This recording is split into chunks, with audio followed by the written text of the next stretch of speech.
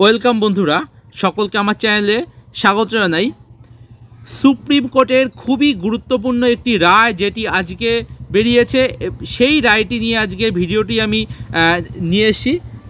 অবশ্যই ভিডিওটি দেখো এবং পুরো তথ্য জানো, কারণ আজকে আমরা জানি কি সুপ্রিম কোর্টে কিন্তু মামলাটা লিস্টেড ছিল এবং সেই মতো হিয়ারিং হয়ে কিন্তু ফাইনাল জাজমেন্ট চলে এসছে যে বিএড করে যারা চাকরি পেয়েছে তাদের ভবিষ্যৎ কী হতে চলেছে, কিংবা যারা বিএড করে টেট পাস করে বসে আছে তাদের ভবিষ্যৎ কী, কিংবা যারা বিএড করে আছো কখনো টেট পরীক্ষায় কিংবা প্রাইমারি পরীক্ষায় বসতে পারোনি তারা কি ভবিষ্যতে বসতে পারবে কি পারবে না, পুরোপুরি ক্লারিফিকেশান চলে এসছে। এবং সেই সম্পর্কিত এই চাকরি রিলেটেড আরও সংক্ষিপ্ত কিছু কিছু প্রশ্ন আছে যেগুলো আমি শেয়ার করছি। পুরো ভিডিওটা দেখো, তাহলে পরে আজকে মামলার পুরো বিষয়টা মানে তোমাদের কাছে ক্লিয়ার হয়ে যাবে। তাহলে আজকে বিএড ভার্সেস ডিএলএডের ক্লারিফিকেশান মামলা হাইকোর্টে ছিল এবং এই মামলার কিন্তু গুরুত্বপূর্ণ খবর সামনে এসছে। আমরা এটা অনেকে কম বেশি জেনে গেছি, কিন্তু বিষয়টা কি পরিষ্কার অনেকের কাছে না। আমি সংক্ষিপ্তভাবে বিষয়টি শেয়ার করছি। আর যারা আমার চ্যানেল নতুন, অবশ্যই চ্যানেলটিকে সাবস্ক্রাইব করো। বিএড করে চাকরি প্রার্থীদের প্রাথমিক শিক্ষক পদে নিয়োগ নিয়ে নিজেদের অবস্থান পরিষ্কার করলো দেশের সর্বোচ্চ আদালত সুপ্রিম কোর্ট। কি বলেছে যে সুপ্রিম কোর্টের রায়দান কি হয়েছে যে 11/8/2023 সালের আগে নিয়োগপ্রাপ্ত সমস্ত টিচাররা যারা বিএড করে চাকরি পেয়েছে তাদের চাকরি নিয়ে কোনো সমস্যা নেই। একই সঙ্গে আরেকটি বিষয় যেটা ক্লারিফিকেশন করেছে সেটা যে এর পরবর্তীকালে যারা বিএড করেছে তারা কিন্তু চাকরি পাবে না।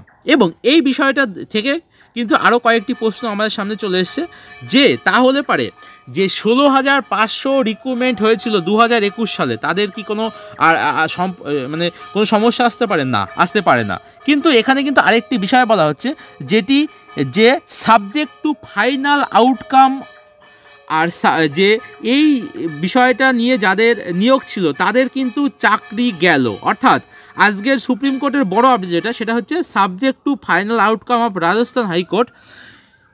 সেই সমস্ত রাজ্যের প্রাথমিক বিএড ইন সার্ভিসদের চাকরি কিন্তু গেল, কিন্তু যেসব রাজ্য এই সাবজেক্ট টু ফাইনাল আউটকামে ছিল না তাদের কিন্তু সে সমস্ত শিক্ষকদের কিন্তু চাকরি বেঁচে গেল। এইবার আরেকটি বিষয় সেটা হচ্ছে যে 2022 সালে যারা টেট পরীক্ষা দিয়েছিল তারা কি ইন্টারভিউ দিতে পারবে।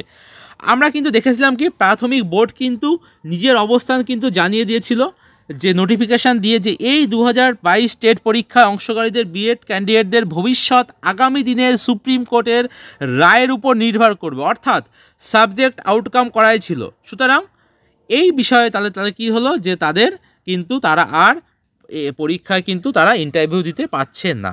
এটা হচ্ছে সবথেকে বড় কথা হলো যে আর যেহেতু হচ্ছে 2023 সালের আগে যে রিক্রুটমেন্টগুলো হয়ে গেছে তাদের কিন্তু কোনো সমস্যা নেই।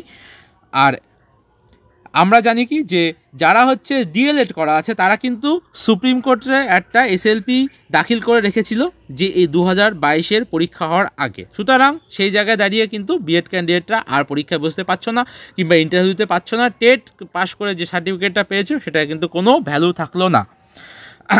আর লাস্ট যে বিষয়টা বলবো সেটা হচ্ছে কি যে 2014 আর 2017 নিয়োগে যে 11,000 নিয়োগে বিএড বাদ গেছে ও ক্ষেত্রেও কিন্তু এসএলপি দাখিল করা ছিল। সুতরাং তাহলে আজকে দুটো বিষয় ক্লিয়ার হয়ে গেল কি যে যারা 2023 সালের আগে ইন সার্ভিস টিচার সকলের জন্য না, কিন্তু যে সমস্ত রাজ্য সাবজেক্ট টু আউটকাম করা ছিল তাদের সমস্যা আছে, যারা ছিল না তারা কিন্তু তাদের চাকরি বহাল ছিল। আশা করি আমাদের রাজ্যে যে সমস্ত চাকরি পেয়েছে 16,500 তাদের কিন্তু কোনো সমস্যা নেই, কারণ 16,500 রিক্রুটমেন্টের ক্ষেত্রে সুপ্রিম কোর্টের নিয়োগের আগেই হয়েছে। এবং যতটুকু খবর আছে যে 16,500 রিক্রুটমেন্টের নোটিফিকেশনকে চ্যালেঞ্জ করে কোনো মামলা হয়নি, যেটা হয়েছিল পরবর্তীকালে প্যানেল প্রকাশের আগে সেই মামলা করা হয়। তাই এই মামলার এফেক্ট 16,500-তে কার্যকারী হবে না। এই হচ্ছে আপডেট ছিল, আশা করি বোঝা গেছে। সকলে সুস্থ থাকবে, ভালো থাকবে। নতুন যদি কোনো আপডেট পাই অবশ্যই জানিয়ে দেবো। ঠিক আছে, ভিডিওটা আমি এখানেই শেষ করলাম।